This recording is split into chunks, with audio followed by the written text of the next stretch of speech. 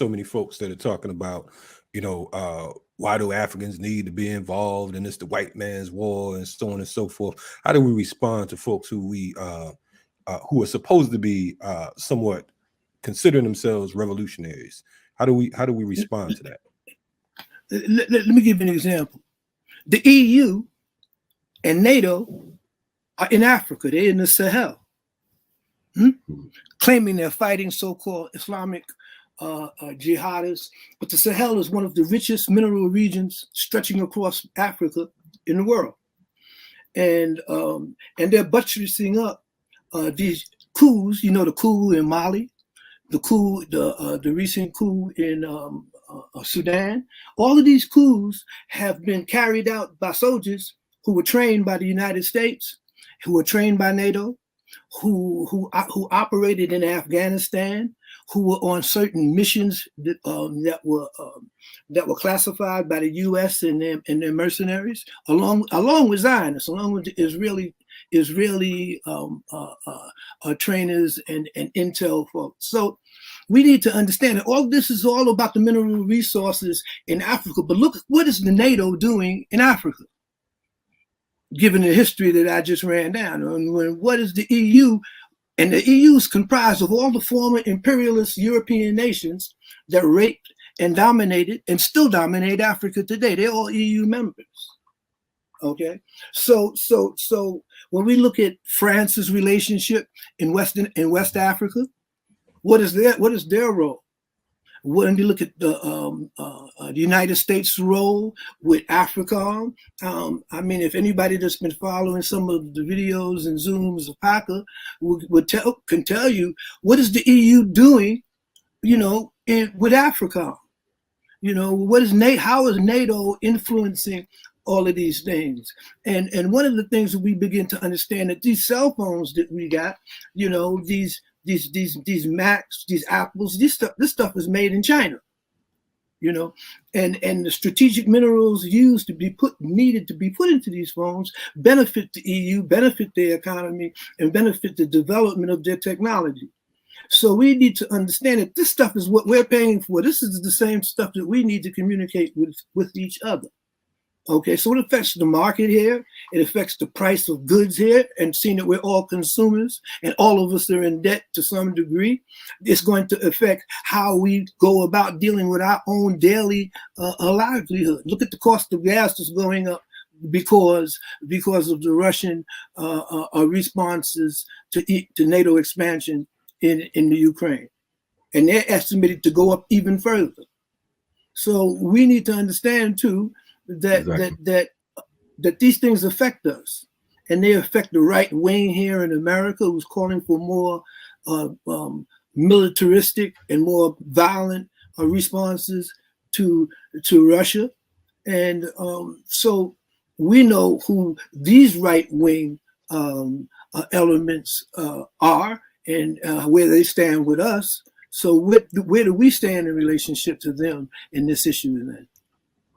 Right on. It's a constant struggle, trying to help people to understand that we are up against a global system. It ain't about you being in the U.S. and that's separated from folks in Colombia or folks in Guyana or folks in Ghana. We're talking about the continuation of a colonial capitalist order that began to develop as soon as these Europeans spilled out of Europe in 1492. That invasion and conquering of the Americas and the enslavement of African people provided the material base for what we refer to today as the so-called West. Those colonial relationships that were expanded and resulted in the global hegemony of Western European powers, they continue. Coloniality is not a fiction of the imagination. There's no such thing as post-colonial. The forms of domination have changed somewhat, but the structural relationships remain the same. So African people who are catching hell in the US, who have to deal with the domestic army that we refer to as the police, you can't disconnect that from the army kicking Africans in the ass on the African continent.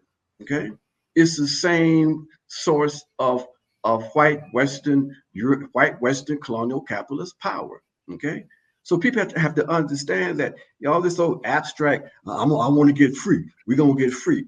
And then you ask them, what do you mean by that? And they can't even answer. Some vague, stuff about the white man or some bullshit. If we don't keep our analysis based in structured relationships, understand this fight is a fight for power. It's a fight for power in order to transform our conditions. That basically you bullshit. You might as well go ahead and join the NAACP or somebody and work for some reforms and quit twisting up your mouth and talking about you're revolutionary. Okay. So this is about having that kind of analysis we're talking about, but you don't get it overnight. You don't get it because you're angry and you say you love Black folks and you read 2 books. That ain't enough. Okay. It requires, experiences, organizing. It requires patience with yourself and with our people. Okay. It requires humility. All right. Because being a revolutionary is a lifelong process. Okay. So yeah, we got to make those structural connections. When we created the Black Alliance of Peace in April of 2017, it was based on a very simple analysis that this global colonial capitalist order is on a decline, and that it was quite obvious to us, especially during the Obama administration, that the way that these white folks were prepared to maintain their global hegemony was through naked force. The smiling face of imperialism, the soft power generated by Barack Obama, it wasn't enough, especially when you look at the kinds of policies that they pushed. The Obama presidency may be the most violent 8 years in post imperialist history. Talk about the second imperialist war. So it became clear that So we said, look, we understand that the control and contain mechanisms for us, because we have become a redundant population economically within the U.S. And the assertion of aggressive military power outside the borders of the U.S. meant that basically it was going to be structural violence, and we had to be prepared. We had to make sure our people understood what was happening and make those connections between the local and the global. Again, understanding that this is a global fight that we're in. It's a fight to destroy this backward colonial capitalist white supremacist patriarchy. If you don't understand that, then you don't understand where we are today, and you don't understand your historical mission.